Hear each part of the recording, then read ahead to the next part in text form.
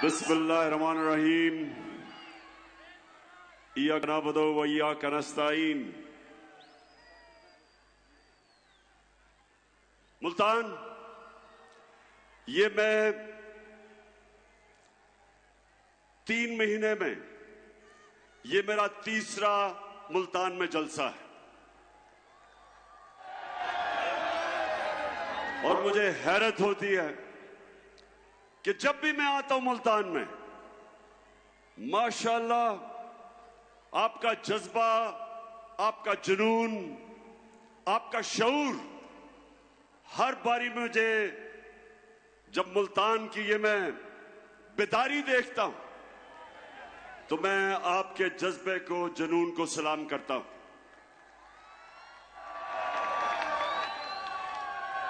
अब मुल्तान, आज मैंने आपसे कई बातें करनी हैं, लेकिन सबसे पहले जो मैं देखता हूं, जिस तादाद में आज मुल्तान में हमारी ख्वातीन आई हुई हैं, मैं खास तौर पे आज आपको सलाम भी करता हूं और आप सबके लिए मैं पैगाम, अपनी ख्वातीन के लिए मैं पैगाम जो देना चाहता हूं वो ये कि देखें,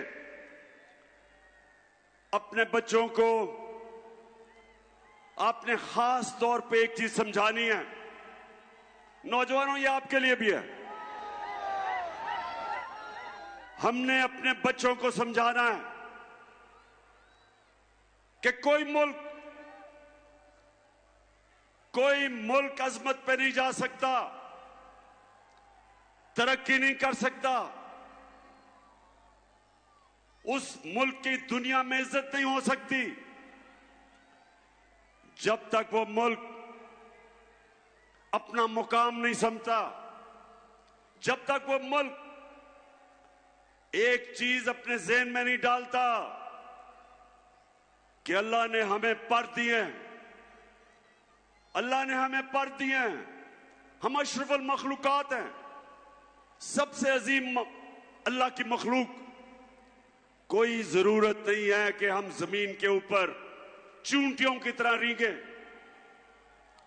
जो मैं आपको पैगाम देना चाहता हूं वो ये कि हम सब में अल्लाह ने सलाहियत दी है, हम सब में अल्लाह ने वो ताकत दी है कि हम बड़े बड़े काम कर सकते हैं, हम अपने मुल्क को उठा सकते हैं, हम इसको वो मुल्क बना सकते हैं जो इलामा इकबाल की ख्वाब थी, एक मिसाली इस्लामी रियासत जो दुनिया के अंदर मिसाल बने कि असल में इस्लाम क्या है। तो मैं अपनी बहनों, आप सबको और अपने नौजवानों को, खास तौर पे आपको, मैं जो आपको पैगाम देना चाहता हूं वो ये कि अल्लाह आपको एक बड़ा इंसान बनाता है। हम अपनी कमजोरियों की वजह से एक छोटा सा इंसान बन जाते हैं। मैं जब क्रिकेट खेलता था, मेरे से बहुत ज्यादा सलाहियत रखने वाले खिलाड़ी थे, मेरे से ज्यादा टैलेंटेड थे, लेकिन उनकी ख्वाब बड़ी नहीं थी, सोचते नहीं थे बड़ा। जब थोड़ा सा कामयाबी होती थी मुतमईन हो जाते थे या पैसे के पीछे लग जाते थे। ये मेरे पाकिस्तानियों एक चीज याद रखना, ये मेरे कभी लफ्ज ना भूलना, पैसे को इस्तेमाल करना सीखो, पैसे से कभी इस्तेमाल ना होना।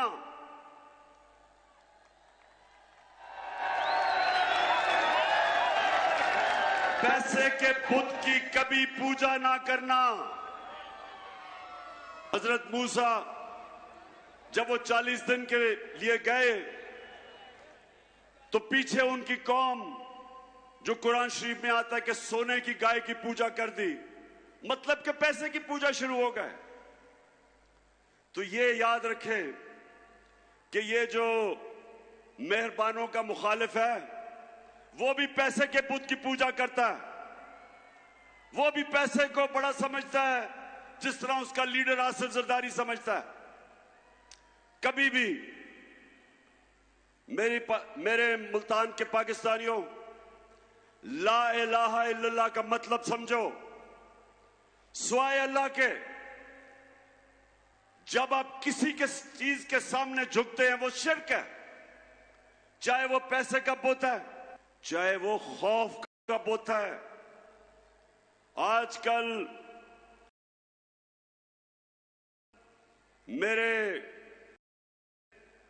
मेरी टीम के लोगों को, मेरे एमपीज को टेलीफोन आते हैं धमकियों के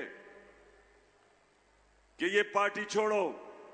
मीडिया को धमकियां दी जाती हैं, मीडिया हाउसेस को धमकियां दी जाती हैं, एंकर्स को, सहाफियों को डराया जाता है कि इमरान खान के साथ ना चलो नहीं तो हम ये कर देंगे। तो मेरी कौम, ये सबसे खौफनाक बुत पैसे के बुत के अलावा खौफ का बुत है। खौफ भी एक बड़े इंसान को छोटा बना देता है। आज तक कोई बड़ा खिलाड़ी नहीं निकला जिसने अपने खौफ को काबू नहीं पाया। आज तक कोई बड़ा जिसको तगमे मिले हो जिसने अपने खौफ के बुत के ऊपर काबू ना पाया हो। बड़ा बिजनेसमैन नहीं बना जिसको नुकसान से डर, उस डर के ऊपर काबू ना पाया हो। कोई भी इंसान जो अपनी ख्वाब के पीछे जाने से डरता है वो बड़ा इंसान नहीं बनता। और इसलिए मैंने रहमतुल लिल आलमीन अथॉरिटी बनाई। उसका मकसद क्या था? क्या मकसद था? उसका मकसद यह था कि मेरे बच्चों को, इस मुल्क के नौजवानों को पता चले कि आज से तकरीबन 1500 साल पहले जब मेरे नबी सल्लल्लाहु अलैहि वसल्लम ने दुनिया की तारीख का सबसे बड़ा इनकलाब लेके आए थे, वो कैसे उन लोगों को जिनकी कोई हैसियत नहीं थी, कैसे उन्होंने उनको दुनिया की इमामत करवा दी। ये तारीख का हिस्सा है कि वो अरब जो मदीना में मक्का में बसते थे, उनके दोनों तरफ दुनिया की उस वक्त की अजीम सुपर पावर्स थी, इनकी हैसियत ही कोई नहीं थी। और मेरे नबी सल्लल्लाहु अलैहि वसल्लम ने मदीना की रियासत में उनको ऐसा तब्दील किया, उनको छोटे से लोगों को बड़े इंसान बना दिया, उनके खौफ खत्म कर दिए। जो अल्लाह के सिवा जिन बुतों की वो पूजा करते थे, बुत खत्म कर दिए। वो लोग परवाज करते करते कई 100 साल तक उन्होंने दुनिया की इमामत की, दुनिया के अजीम तरीन कौम बन गए। इसीलिए अल्लाह हमें हुक्म देता है कि नबी सल्लल्लाहु अलैहि वसल्लम के रास्ते पे चलो। इसलिए नहीं कि आप अल्लाह को फायदा पहुंचाते, इसलिए कि जब आप नबी के रास्ते पे चलते हैं, आप एक छोटा सा आदमी बड़ा इंसान बन जाता है, इंसानों को पर लग जाते हैं। तो मेरी सबसे बड़ी कोशिश है कि मेरी अपनी कौम को किसी तरह अपने नबी की सुन्नत पे चलाऊं ताकि मेरी कौम भी एक अजीम कौम बने। और वो बननी थी जो इलामा इकबाल की ख्वाब थी, और जो मेरे लीडर कायदे आजम ने जिसकी जद्दोजहद की थी, वो एक अजीम कौम थी।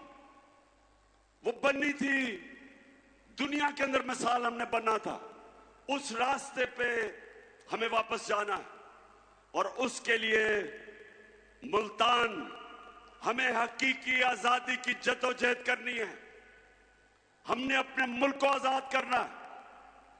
ये जो बैरूनी मुल्क साजिश के तहत चोरों को ऊपर बैठाया, जो बैरून मुल्क के गुलाम हैं, जिनके पैसे मुल्क से बाहर पड़े, ये जरदारी और नवाज शरीफ 30 साल से मुल्क का पैसा चोरी करके बाहर ले गए।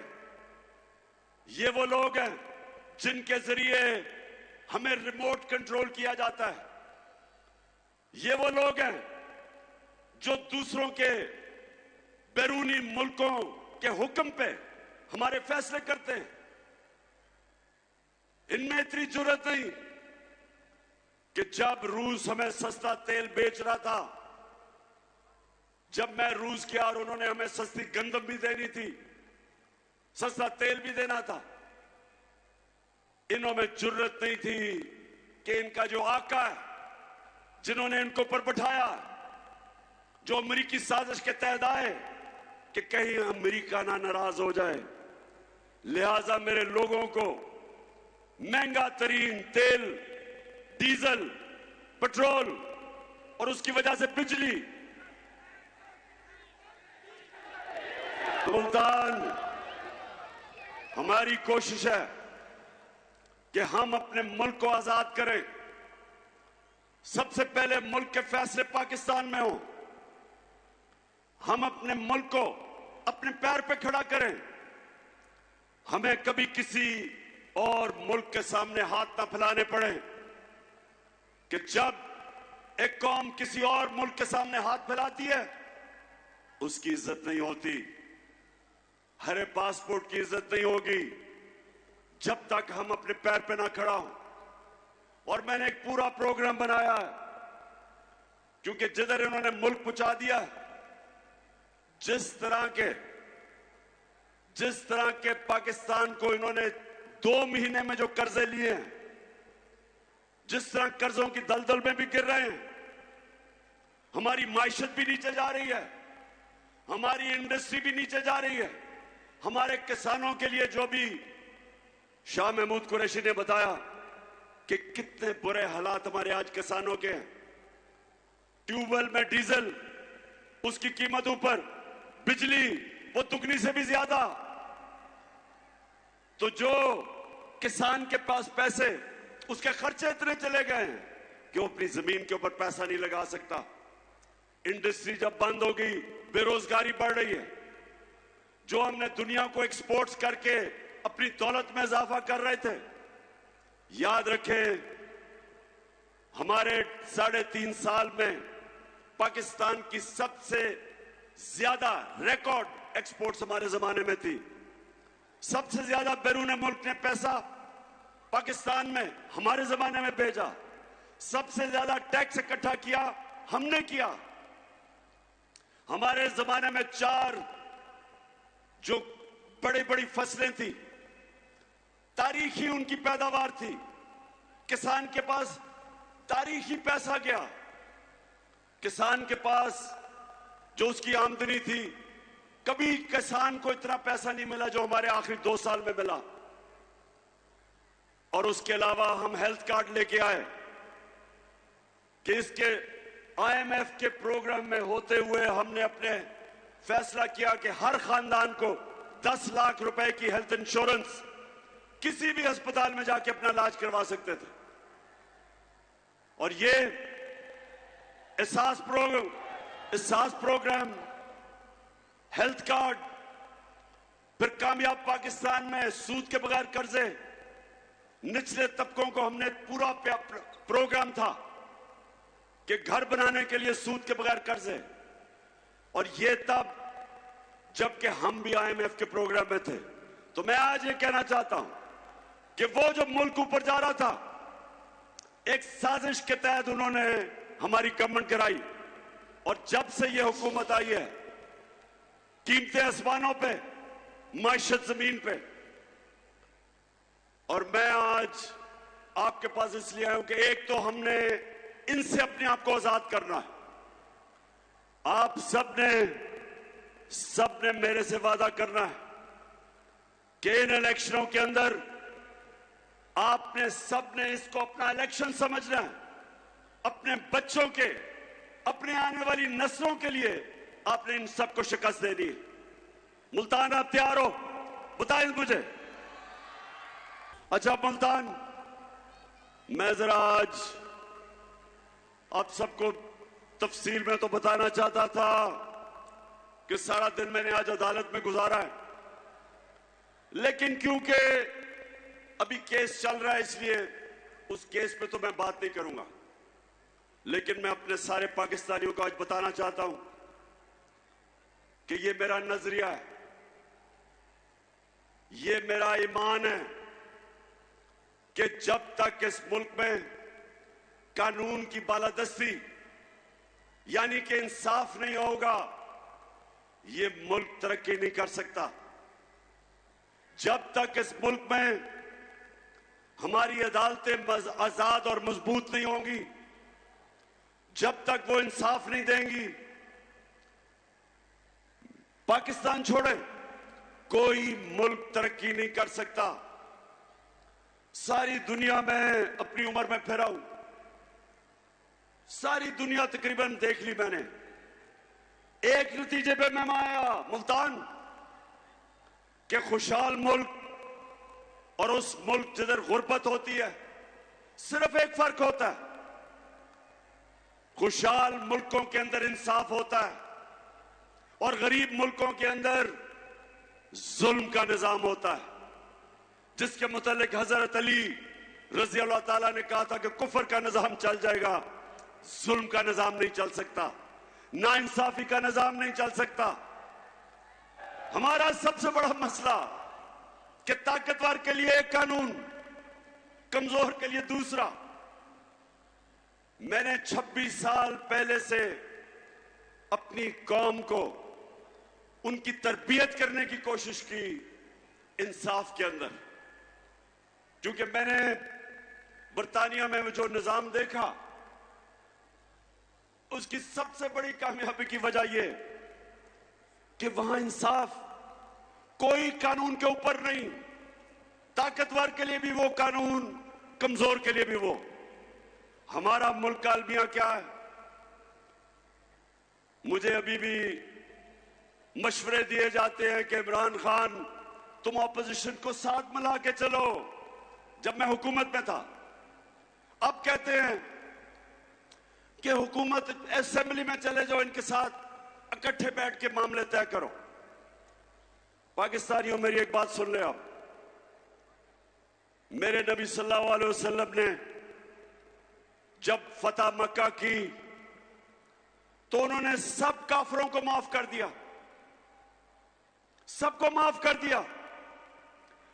लेकिन जब उनके पास एक दरखास्त आई, उन्होंने कहा, उनके पास आई कि जी कुरैश की लड़की ने चोरी की है, कुरैश की लड़की है, उनको सिफारिश आई कि उसको माफ कर दो। आगे से उन्होंने जवाब दिया, जो सबसे रहमतुल इंसान, रहमतुल आलमीन, दुनिया के लिए रहमत बन के आए थे, उन्होंने कहा मुल्तान कि मेरी अगर बेटी भी चोरी करे उसको भी मैं नहीं छोड़ूंगा, उसको भी सजा मिलेगी। यानी कानून के ऊपर कोई नहीं, मेरी बेटी भी नहीं है। तो यहां जब से मैं 26 साल में पॉलिटिक्स आया हूं, ये दो खानदान जो 30 साल से मुल्क को लूट रहे हैं, 30 साल से बारियां ले रहे हैं, हमेशा मुझे यह कहा जाता है कि इमरान खान आप ये क्या सियासत, क्या इनसे मुफाहमत करें, इनसे बैठ के बात करें। मैं आज अपनी कौम को कहता हूं, मैं हर किसी के साथ बात करने के लिए तैयार हूं, हर किसी के साथ। किसी का नजरिया फर्क है, कोई मेरे खिलाफ नजरियाती तौर पे है, हर किसी से मैं बात करने के लिए तैयार हूं, लेकिन चोरों से कभी बात करने के लिए नहीं तैयार।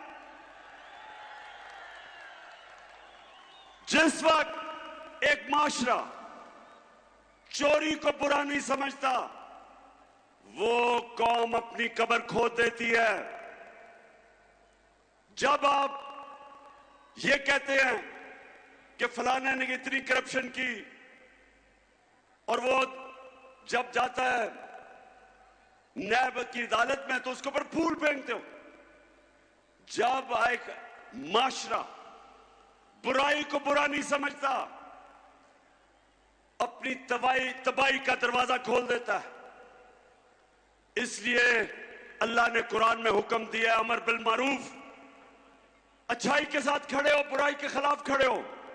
हुक्म दिया कौम को हुक्म दिया है कि अगर तुमने अपनी बेहतरी का सोचना है तो बुराई के खिलाफ जहाद करो। कहीं कुरान में नहीं लिखा कि बदी के साथ मुफाहमत करो। और मैं अपनी ख्वातीन को भी ये कहना चाहता हूं कि अपने बच्चों को ये जो हुक्म है अल्लाह का, अमर बिल मारूफ, अच्छाई की तरबियत करें, अच्छाई और बुराई में फर्क बताएं। क्योंकि जो मगरिब में मैंने माशरे देखे वो वाकई अमर बिल मारूफ पे चलते हैं। वो माशरे जिनको हम काफिर कहते हैं, वो माशरे अमर बिल मारूफ पे चलते हैं। और हम अपने आप को मुसलमान कहते हैं।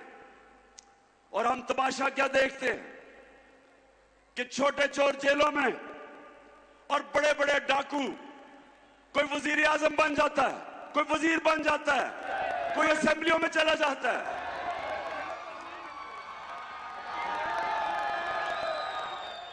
ये है हमारी दूसरी आजादी, हकीकी आजादी की जंग, कि हमने अपने आप को, वो लोग जो माशरे के अंदर फितना है, जो कब्जा ग्रुप है, हमने इनका मुकाबला करना है। क्यों नहीं स्विट्जरलैंड में कब्जा ग्रुप, क्यों नहीं यूरोप में कब्जा ग्रुप? क्योंकि उनकी अदालतें ताकतवर को भी उसी तरह करती हैं जो कमजोर को करती। हर दुनिया का माशरा जो कामयाब है वह ताकतवर को कानून के नीचे लेके आते। 26 साल पहले मैंने जब पॉलिटिक्स शुरू की थी इसी चीज के ऊपर कि पाकिस्तान में हमने इंसाफ की जंग लड़नी, और मेरा मुकाबला इन दो करप्ट खानदानों के साथ था जो समझते थे कि इंसाफ के ऊपर है। कभी भी, नौजवानों जरा मैं आपको टीवी पर दिखाऊंगा, ये कभी नहीं हुआ कि एक जमहूरियत के अंदर एक पॉलिटिकल पार्टी ने सुप्रीम कोर्ट के ऊपर डंडों से हमला किया। ये कभी नहीं हुआ कहीं। ये जरा भी देखें, नहीं होता। सजाद अली शाह को उन्होंने सुप्रीम कोर्ट से भगाया, वो जान भी बचा के भागा, जो चीफ जस्टिस था। और फिर इन्होंने जजेस को, बाकियों को पैसा चलाया, ब्रीफ केस चलाए, और सजाद अली शाह को हटाया गया। कोई एक्शन नहीं लिया गया इनके ऊपर। और ये वो लोग हैं जो आज मुल्क पे मुसल्लत है और आज कहते हैं चोरी हमने की है, हमें एनआरओ दो, हम कानून से ऊपर है। उधर वो नवाज शरीफ बैठा हुआ लंदन में, वो इंतजार कर रहे हैं कि पहले मेरे केसेस खत्म करो, फिर मैं दूसरी दफा एनआरओ लेके पाकिस्तान आता हूं। मुझे ये मुल्तान बताओ कि छोटा आदमी तो भैंस चोरी, गाड़ी चोरी, मोटरसाइकिल चोरी, वो तो जेल में। तो जो अरबों रुपए मुल्क के लूट के बाहर जाता है वो कहता है कि मैं कानून के ऊपर हूं। और ये है जंग, इंसाफ की जंग है पाकिस्तान में। हम सब ने मिलके, जब तक हम इंसाफ नहीं, ताकतवर को कानून के नीचे नहीं लेके आते, ये कौम आजाद नहीं होगी। थानों में जुल्म होंगे, ताकतवर झूठे केस करवाएगा कमजोर पे, थानों में जुल्म, जमीनों पे कब्जे, हर जगह कमजोर आदमी पिसेगा। आज जो बैरून मुल्क पाकिस्तानी है, मुल्तान ये सुन लो, मेरे पाकिस्तानी भी सुन रहे होंगे, आज ये याद रखें कि जो दलदल में हमें इन्होंने फंसा दिया है 4 महीने में, इससे अब सिर्फ एक तरह हम निकलेंगे। बैरूनी मुल्क जिनसे हम इमदाद मांगते हैं वो अब नहीं देंगे। वो अगर देंगे भी तो वो हमारी आजादी छीनेंगे। इसलिए एक ही तरीका है, 1 करोड़ पाकिस्तानी बाहर बैठा है, ये हमारा सबसे बड़ा असासा है।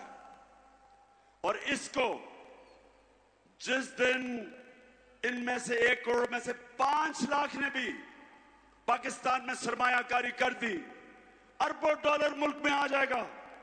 ये हैं जो लोग हमें आजाद करेंगे बैरूनी मुल्क के कर्जों से, लेकिन वो कभी नहीं आएंगे, वो कभी पाकिस्तान में सरमायाकारी नहीं करेंगे जब तक हमारा इंसाफ का निजाम ठीक नहीं होता, कॉन्ट्रैक्ट एनफोर्समेंट नहीं होती, जब तक उनको ये एतमाद ना हो कि जब वो सरमायाकारी करेंगे उनसे फ्रॉड नहीं होंगे। वो इसलिए दुबई चले जाते हैं, वो मलेशिया चले जाते हैं, लेकिन पाकिस्तान में सरमायाकारी नहीं करते।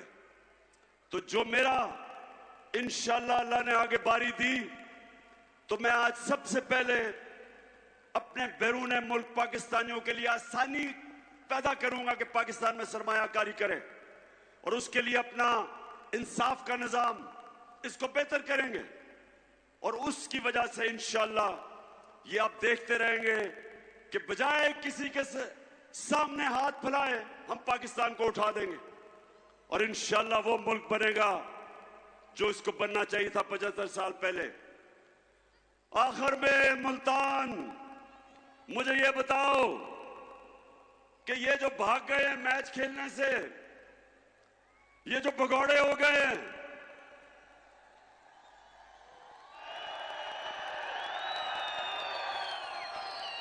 मुझे पूरा यकीन था कि इन्होंने इलेक्शनों से भागना है। बिल्कुल ठीक कह रहे हैं कि मुझे पता था कि इनकी कांपें टांगनी शुरू हो गई हैं। मुझे अंदाजा हो गया था कि ये जो जलसे देख रहे हैं, ये जो पब्लिक को देख रहे हैं, जिस तादाद में पब्लिक निकल रही है, गर्मी हो बारिश हो पब्लिक निकल रही है, इनको पता है कि कौम किस तरफ खड़ी हो गई है। जाके डर रहे हैं।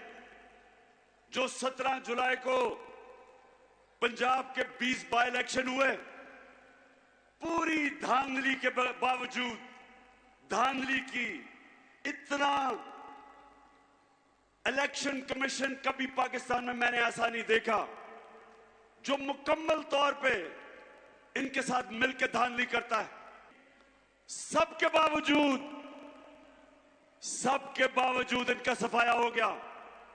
2 इलेक्शन धांधली करके इन्होंने जीते हैं, उसके बावजूद सफाया हो गया।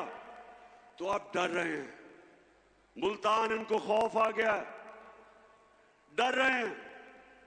अब इनको ये खौफ है कि ये अगर इलेक्शन हो जाता है इतवार को, तो 3 और सीटें गिर जानी थी इनकी, 3 और विकेटें गिर जानी थी। और उसके बाद 25 सितंबर को आपको पता है मैं 9 हलकों में खड़ा हूं, और मेरा चैलेंज है कि इंशाअल्लाह जब भी वो 9 हलकों में इलेक्शन होगा, 9-0 रिजल्ट आएगा धांधली के बावजूद। ये ऐसे ही है। जब आपको पता पुराने जमाने में क्या होता था, जब मैं क्रिकेट खेलता था तो अपने अपने अंपायर होते थे। हम जब हिंदुस्तान मैच खेलने जाते थे, उनके अपने अंपायर होते थे। वो जब पाकिस्तान खेलने आते थे, हमारे अंपायर थे। वो पाकिस्तान में नहीं जीत सकते थे, जिधर हमारी टीम को मुश्किल पड़ती थी अंपायर मदद करने के लिए आ जाते थे। उधर जब जाते थे तो उधर जब हम मैच जीतने लगते थे, उनके अंपायर मदद करने के लिए आ जाते थे। तो वाहिद कप्तान था, हिंदुस्तान गया, उनके अंपायर थे। उनके अंपायरों के बावजूद आपका कप्तान जीत के आया। मुल्तान इस बारी पहले हमने 17 जुलाई को जो चीफ इलेक्शन कमिश्नर ने इनके साथ मिलकर बैटिंग की, उसको भी हराया, इनको भी हराया, इंतजामिया भी इनकी थी, उसको भी हराया। अब भी जब भी इलेक्शन होंगे, मेरा सबको चैलेंज है कि तुम जो मर्जी कर लो, पाकिस्तानी कौम फैसला कर बैठी है। जो मर्जी करो। पूरी कोशिश है इनकी कि किसी तरह इमरान खान को मैच से निकाला जाए। ये हम जब छोटे होते थे ना मुल्तान, हम जब छोटे होते थे तो जब आपस में क्रिकेट मैच खेलते थे तो जो टीम हार रही होती थी वो विकेटें उठा के भाग जाती थी। ये इन्होंने किया है, हार रहे थे विकेटें उठा के चले गए, मैच ही कैंसिल कर दिया इन्होंने। लेकिन